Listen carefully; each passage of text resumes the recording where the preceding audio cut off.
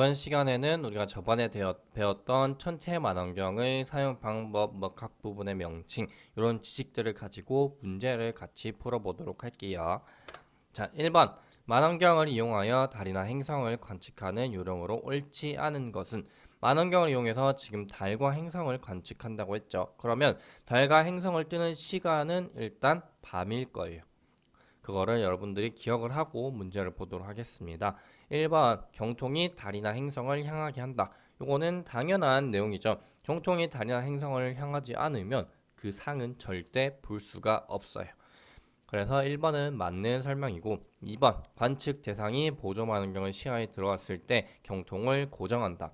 여러분들이 경통을 고정을 하지 않으면 얘가 계속해서 움직여서 상이 관찰이 제대로 안 되기 때문에 여러분들이 보조만원경으로 상을 찾았으면 경통이 움직이지 않도록 잠궈주는 나사가 있어요. 그래서 그거를 잠궈주면 이제 저반 렌즈를 통해서 관찰을 할 수가 있습니다. 그 다음 3번 달이나 행성이 보조 만원경의 십자선 중앙에 위치하도록 조절한다.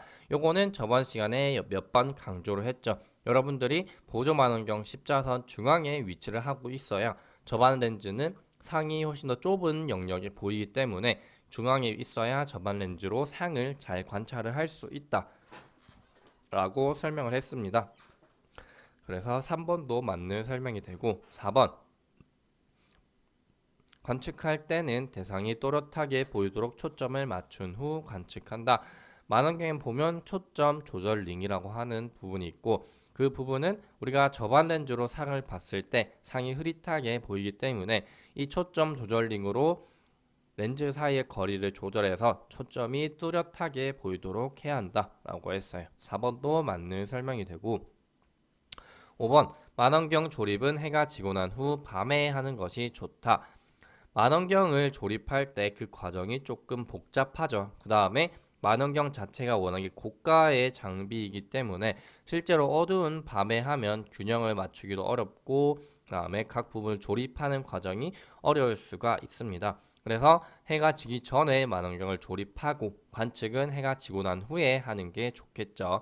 그래서 1번 문제의 정답은 5번이 되겠네요. 다음 2번 넘어가도록 할게요. 다음은 천체 만원경으로 태양을 관측하는 과정을 설명한 글이다. 가에서 마 중에서 옳지 않는 과정을 찾고 옳게 바꾸어 서술하시오 라고 했습니다.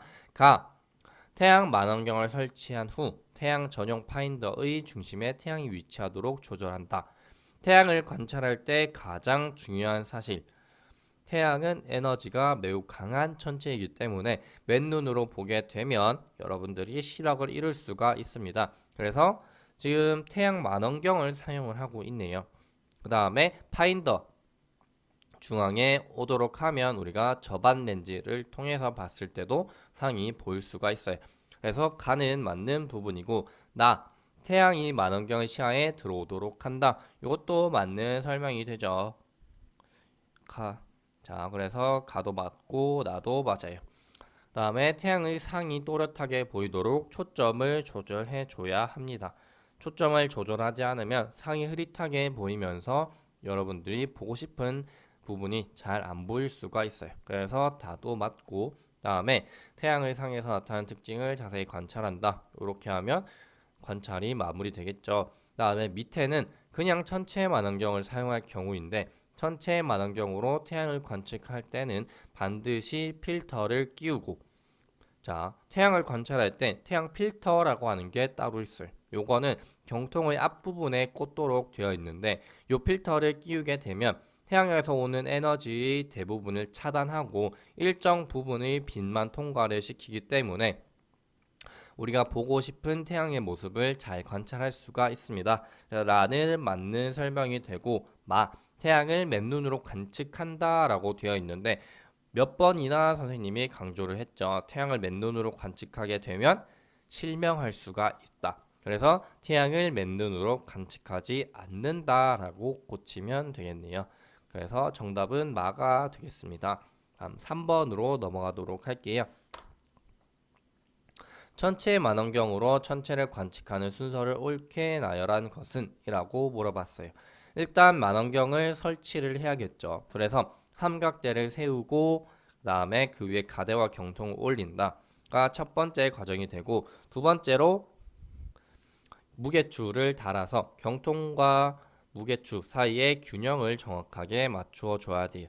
그 다음에 중요한 과정이 파인더 정렬이라고 하는 과정이 있다라고 했죠. 지금 문제에서 주어진 기역, 니은, 디귿이 파인더 정렬의 과정인데, 예를 보면은 먼저 첫 번째로 보조 만원경 안에는 십자선이 있는데 그 상이 십자선의 중앙에 오도록 맞추어 줘야 돼요.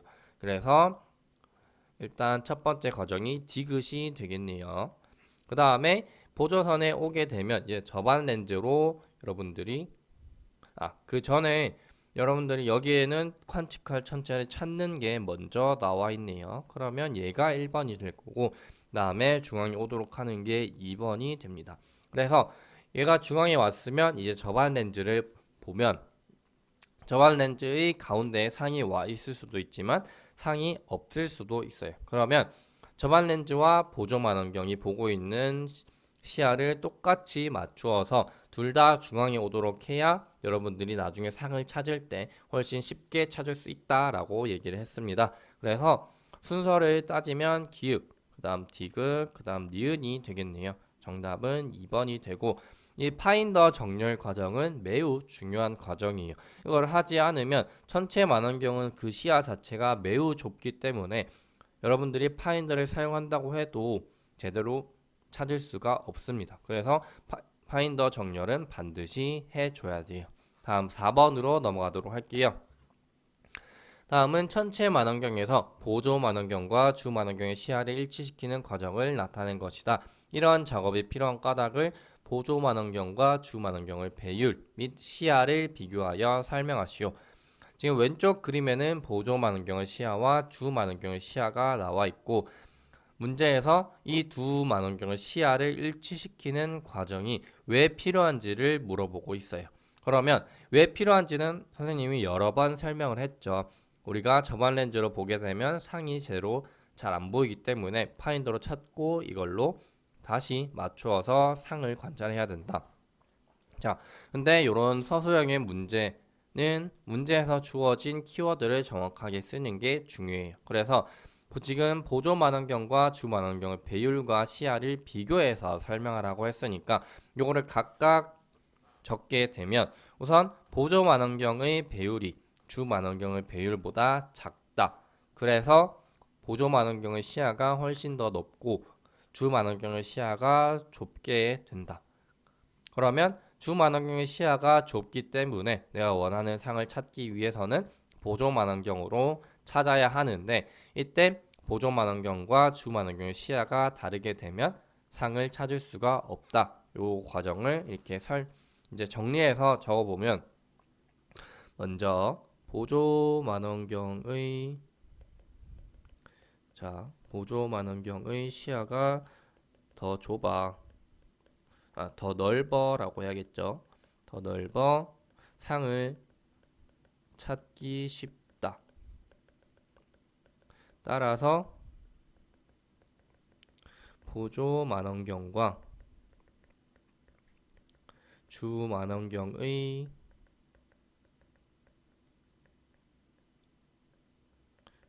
시야가 같아야 정확한 상을 관찰할 수가 있겠죠. 자, 그래서 이렇게 하면은 파인더 정렬이 필요한 이유를 충분히 설명하고 있습니다.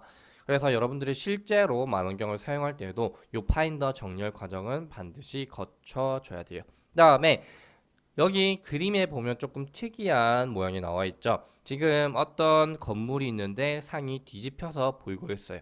만원경의 경우에는 상의 상하 좌우가 반대로 나타나는 게 특징이에요. 그래서 여러분들이 상을 찾을 때 위로 이거를 상을 찾거나 상을 만원경 움직이거나 아래로 움직일 때 상이 이동하는 모양이 여러분들이 인지하는 거랑 조금 다를 수가 있습니다. 그래서 만원경을 여러 번 사용하면서 어떻게 움직여야 내가 원하는 상을 찾을 수 있을지 그것도 여러분들이 잘 기억을 해줘야 돼요.